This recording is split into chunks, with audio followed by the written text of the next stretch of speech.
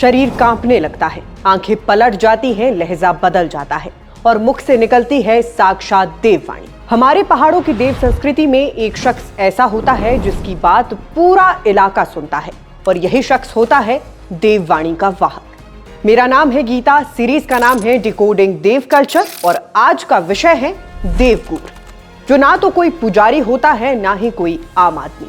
हिमाचल और उत्तराखंड की देव संस्कृति में गूर या गुरु वो माध्यम होता है जिसके शरीर में देवत्व का वास होता है और हमारे देवी देवता इसी शख्स के जरिए अपनी बात आम जनमानस तक पहुंचाते हैं।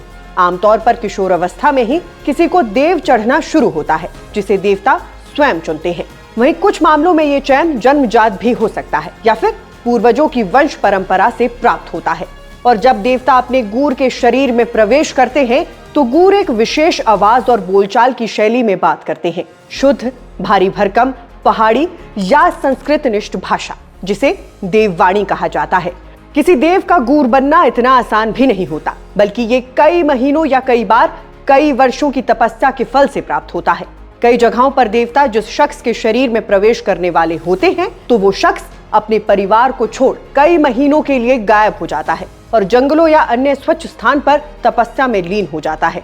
वहीं कुछ जगह देवता प्रवेश करने के बाद शख्स ऊंचे कंडों की ओर भाग जाते हैं, जहां से वो अपने देव के लिए उनका प्रिय फूल लेकर लौटते हैं। इसी तरह कई गूर अपने मुंह में लोहे का बामन डाल शक्ति प्रदर्शन करते हैं तो कई बार अंगारों पर चलकर कठिन परीक्षा देते हैं। वहीं देवगूर चुनने की इस प्रक्रिया में कई बार साल तो कई मामलों में महीनों का भी वक्त लगता है।